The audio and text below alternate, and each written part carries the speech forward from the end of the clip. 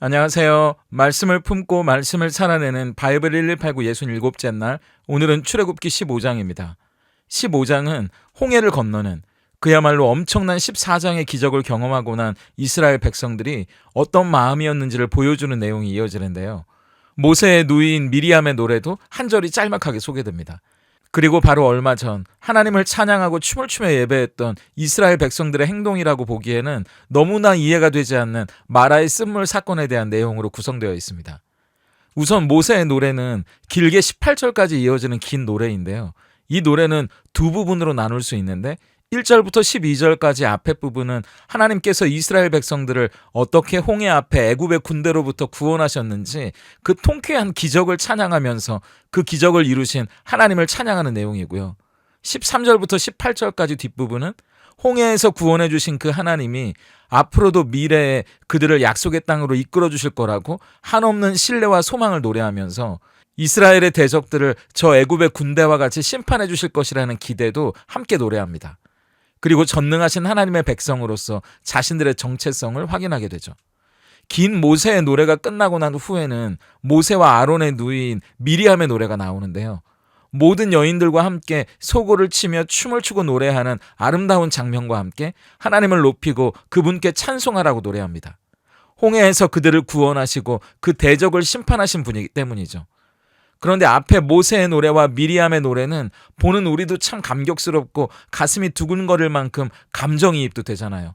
신앙적으로도 힘이 되는 장면이었는데 15장은 그걸로 끝나지 않고 전혀 예상하지 못한 반전으로 우리에게 한 가지 이야기를 더 보여줍니다. 바로 마라의 쓴물 사건인데요. 홍해의 기적을 뒤로하고 광야에서 한 사흘길을 걸어가는데 마라라는 곳에 이르러 그 물을 마셨더니 너무나 쓴 겁니다. 광야에서는 물이 너무 귀하잖아요. 씻는 건 둘째치고 일단은 수분을 보충해야 하니까요. 3일을 걸어갔으니까 얼마나 피곤하고 지쳤겠습니까? 기대하는 마음으로 목을 축였는데 그 물이 마실 수도 없을 만큼 쓴 물이었으니까 짜증이 났겠죠. 불쾌지수는 또 얼마나 높았겠어요. 그런데 그 이스라엘 백성들이 바로 얼마 전에 춤을 추며 노래하고 하나님을 찬양했던 그 사람들이 맞나 싶을 정도로 모세에게 원망과 불평을 쏟아내기 시작하는 겁니다. 모세는 이 문제를 하나님께 기도했고요. 하나님은 나뭇가지 하나를 던지면 그 물이 마실만해질 거라고 이야기해 주시면서 앞으로 그들에게 법도와 율례를 정하시고 그 계명과 규례를 지키면 이스라엘 백성들이 받던 애굽의 재앙을 내리지 않겠노라고 약속해 주십니다. 그 일이 있고 나서 바로 얼마 가지 않아서 엘림이라는 곳에 도착했는데 거기에는 물샘 12돌과 종려나무가 70그루나 있는 그야말로 오아시스였습니다. 조금만 더 참았으면 될 일을 바로 코앞에 엘림을 두고 온갖 짜증과 불평과 원망을 내뱉었던 이스라엘 백성. 사흘 전에는 그렇게 하나님을 찬양하고 예배하고 앞으로를 기대했던 백성들이 만나 그 찬양을 무색하게 만드는 마라와 엘림의 이야기로 이 15장이 마무리됩니다. 15장은 14장의 홍해 사건에 이어지는 모세와 미리암의 노래를 통해 예배는 하나님을 향한 우리 신앙의 응답이라는 것을 우리에게 보여줍니다. 많은 학자들은 우리가 드리는 예배의 원형을 이 출애굽기 15장 모세의 노래로부터 찾기도 합니다. 왜냐하면 모세의 노래는 억지로 드려지는 노래, 의무감에서 해야 되기 때문에 부르는 노래가 아니라 이들이 하나님의 구원과 기적, 그 은혜를 경험하고 마음에서부터 터져나오는 감격과 찬양, 그 주체할 수 없는 기쁨을 노래했기 때문이에요. 예배도 그와 같은 것이죠. 예배에는 크게 세 가지가 있어야 하는데요. 첫 번째는 하나님이 우리를 위해 행하신 일입니다. 그 은혜에 대한 우리의 감격, 우리의 반응이 있어야 하고요. 두 번째는 그 예배, 우리의 예배를 받으시는 하나님이 어떤 분인지 그분에 대한 우리의 신앙의 고백과 찬양이 있어야 하죠. 그리고 세 번째는 이 예배를 통해 우리가 살아가게 될 앞으로의 삶, 하나님이 인도해 가실 미래에 대한 소망이 있어야 하는 겁니다. 우선 모세의 노래에는 하나님이 행하신 일, 그 은혜에 대한 찬양이 있는데요. 시작하는 1절과 4절, 5절을 보세요. 이때 모세와 이스라엘 자손이 이 노래로 여호와께 노래하니 일러스되 내가 여호와를 찬송하리니 그는 높고 영화로우시며 말과 그 탄 자를 바다에 던지셨음이로다. 그가 바로의 병거와 그의 군대를 바다에 던지시니 최고의 지휘관들이 홍해에 잠겼고 깊은 물이 그들을 덮으니 그들이 돌처럼 깊음 속에 가라앉았도다. 하나님이 행하신 놀라운 일들을 경외감으로 노래하잖아요.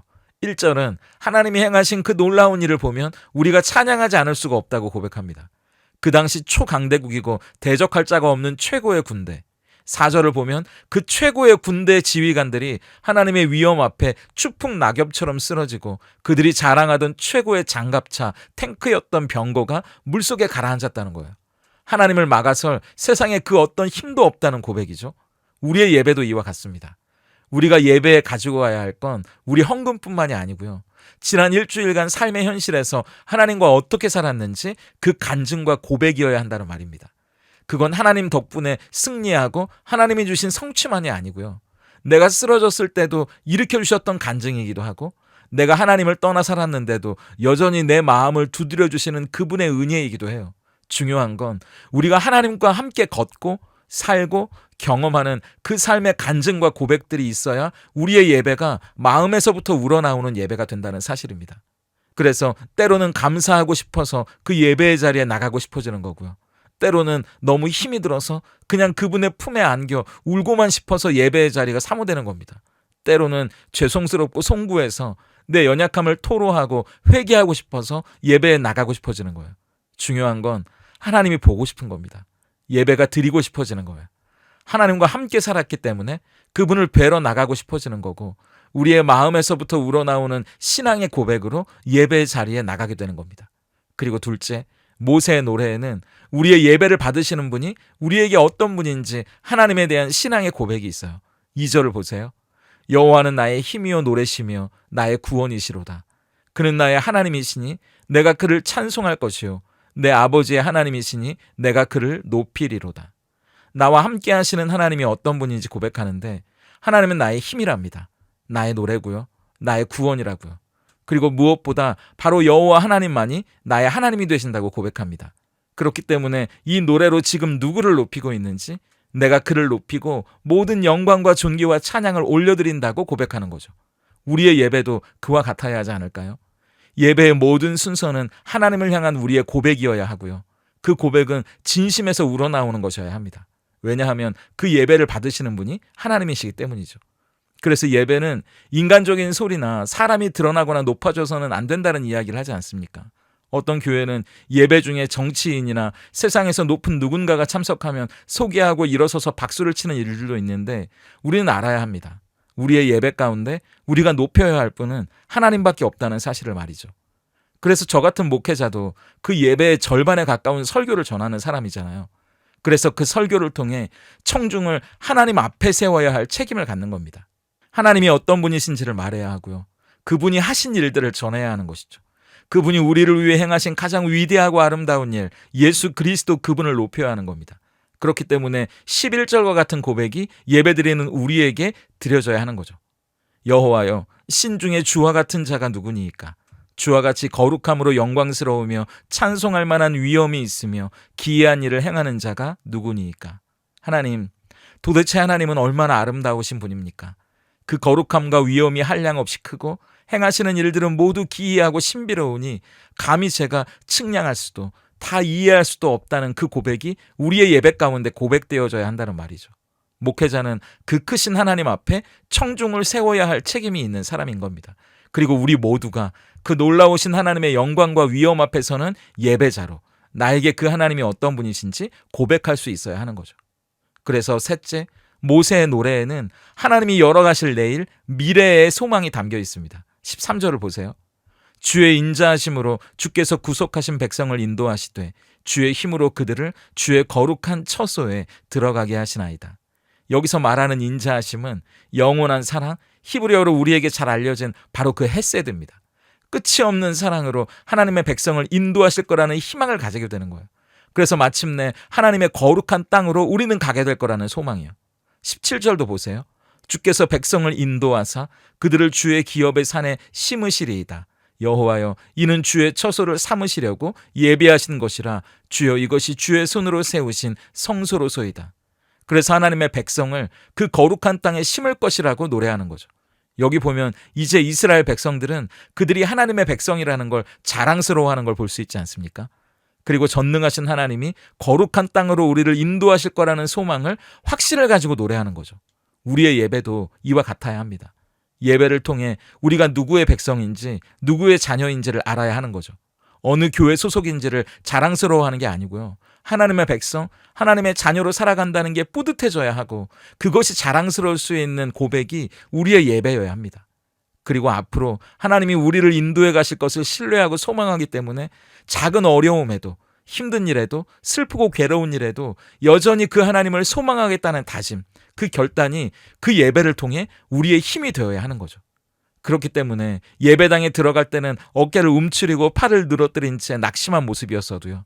예배를 마치고 나오는 우리는 그 소망과 다짐으로 가슴을 펴고 당당하게 걸어 나올 수 있어야 합니다. 예배는 그런 것이기 때문이죠. 그래서 이어지는 마라의 쓴물 사건을 이 예배와 관련해서 짤막하게 살펴본다면 예배가 우리의 실력이 되어야 한다는 걸 새삼 곱씹게 되는 겁니다. 22절을 보세요. 모세가 홍해에서 이스라엘을 인도하며 그들이 나와서 수르 광야로 들어가서 거기서 사흘 길을 걸었으나 물을 얻지 못하고 홍해의 그 놀라운 기적을 경험한 지 이제 겨우 사흘 지났습니다. 물론 지치고 목이 마르고 불쾌지수가 올라가고 짜증이 났겠죠. 하지만 23절과 24절을 보세요. 마라에 이르렀더니 그곳 물이 써서 마시지 못하겠으므로 그 이름을 마라라 하였더라. 백성이 모세에게 원망하여 이르되 우리가 무엇을 마실까 하매 도대체 우리가 뭘 마시라는 거냐고 짜증을 부리잖아요. 원망이라는 건 독설, 불평, 짜증, 빈정거림이 섞인 겁니다. 그런데 하나님은 그들을 책망하지 않으시고 그 물을 기적적으로 마실 물로 바꿔주세요. 그리고 난 뒤에 의미심장한 말을 하시거든요. 25절입니다. 모세가 여호와께 부르짖었더니 여호와께서 그에게 한 나무를 가리키시니 그가 물에 던지니 물이 달게 되었더라. 거기서 여호와께서 그들을 위하여 법도와 율례를 정하시고 그들을 시험하실세. 출애굽기를 앞으로 계속 보게 되실 테지만 하나님은 19장 시내산에 도착할 때까지 원망하고 불평하는 이 이스라엘 백성들에게 어떤 심판, 그런 처벌을 내리지 않으세요. 이유는 하나입니다. 이걸 과정으로 여겨주셨다는 거예요. 애굽에서 400년이 넘게 살았잖아요.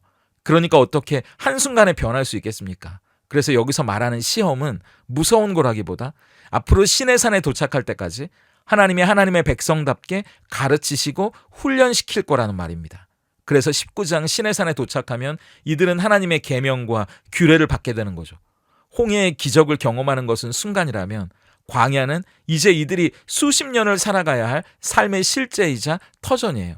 그러면 이들은 예배에서 경험했던 그 감동과 감격을 잊어버리면 안 되고 그 예배 가운데 노래했던 것을 늘 기억해야 삶의 터전에서도 그 예배의 삶을 살아갈 수 있는 겁니다. 하나님이 이들을 위해 무엇을 행하셨는지 노래했잖아요. 하나님이 나에게 어떤 분인지도 고백하며 그분을 높여드리지 않았습니까? 그래서 앞으로도 그 하나님이 우리를 인도하실 거라는 소망을 노래했었잖아요. 그러면 원망하고 불평하고 짜증내고 누군가를 핥히기 전에 하나님을 바라봐야죠. 그분의 은혜의 기대, 내일을 소망해 볼 수도 있지 않았겠습니까? 이건 부끄러운 우리의 모습이기도 해요. 마라에서 조금만 더 가면 얼마 지나지 않아 바로 엘림의 오아시스가 있었다는 이 마지막 절은요. 하나님을 신뢰하지 못했던 이스라엘과 우리를 그래서 더 부끄럽게 만드는 거죠. 그래서 예배는 순간의 감동이나 잠깐의 감정이 아니라 우리의 삶 속에서 진짜 우리의 실력이 되어야 하는 겁니다. 주일 예배뿐만 아니라 이 바이블 1189도 하나님께 드리는 예배잖아요. 그리고 우리가 각자의 골방에서 하나님을 만나는 시간도 예배죠. 그 예배 가운데 나를 향하신 그분의 은혜가 뭔지, 내가 경험하고 있는 그 은혜 가운데 하나님은 나에게 어떤 분이시고 나에게만이 아니라 온 세상 가운데 하나님이 어떤 분이신지 그 예배를 통해 경험한다면 그분과 함께할, 그분이 인도하실 내일에 대한 소망을 우리는 품을 수 있는 겁니다. 좌절하거나 포기하지 않을 수 있는 거예요. 낙심하지 않고 그 소망으로 살아갈 수 있는 겁니다. 그렇게 예배를 우리의 실력으로 만들어가는 저와 여러분이 될 수 있다면 좋겠습니다. 오늘 바이블 1189 적용입니다. 첫째, 예배는 하나님을 향한 우리 신앙의 응답이어야 합니다. 그래서 마음에서 우러나오는 진정성이 담겨 있어야 하는 거죠. 나의 예배를 위한 3가지의 점검사항을 한번 묵상해 볼 수 있으면 좋겠어요. 첫째, 우리의 예배는 하나님이 우리를 위해 행하신 일을 경험하게 해줍니까? 둘째, 우리의 예배는 그 은혜 가운데 하나님만을 높이고 하나님이 어떤 분인지 이야기해주고 있나요? 셋째, 우리의 예배는 그래서 하나님이 인도하실, 하나님과 함께할 내일의 소망을 선포하고 있습니까? 이 3가지의 질문으로 우리의 예배를 한번 점검해 보시면 좋겠어요. 그리고 둘째, 예배는 순간의 감동이나 정서적 흥분 상태가 아닙니다. 삶으로 이어져야 하고요. 우리의 실력이 되어야 합니다. 그 예배의 고백이 우리 삶으로 이어지기 위해 우리가 기억하고 기념해야 할 것이 무엇인지 한번 생각해 보세요. 그리고 돌아오는 주일 예배를 위해 여러분이 이 한 주간 가지고 가야 할 하나님과의 동행을 한번 준비해 보실 수 있다면 좋겠습니다. 함께 기도하겠습니다. 하나님은 우리의 힘이요 노래이시며 구원이시오니 세상의 돈과 명예 그 어떤 소중한 것보다 하나님만이 우리의 참 하나님이심을 고백합니다. 우리가 그 하나님을 예배하리니 그 찬송이 우리의 마음으로부터 우러나오는 진정한 노래가 되게 하시며 오직 하나님만 높이며 그 영광을 돌리는 우리가 되게 하시옵소서. 우리의 예배가 하나님이 우리를 위해 행하신 놀라운 은혜를 선포하고 기억하는 시간이 되게 하시고 사람이 드러나고 세상의 소리가 틈타지 않는 오직 하나님의 이름만 존귀히 높임을 받는 시간이 되게 하시옵소서. 그리하여 예배를 통해 하나님 앞에서는 천상의 시간을 경험하길 소망하오니 비록 남루하고 비루한 삶을 살아가더라도 하나님이 함께 하시고 하나님이 인도해 가실 내일을 향한 소망으로 다시 힘을 내는 예배가 되게 하시고 우리가 세상에 속한 사람이 아니요 하나님의 백성 그 군대라는 사실로 자랑스러워지는 시간, 세상을 두려워하지 않게 하시옵소서. 그 예배가 순간의 감동으로 정서적 흥분으로만 끝나지 않기를 간절히 원합니다. 예배가 우리의 삶으로 이어지고 진정한 우리의 실력이 되게 하셔서 예배한 대로 살고 사는 대로 예배하는 하나님의 백성 되게 하시옵소서. 예수님의 이름으로 기도드립니다. 아멘.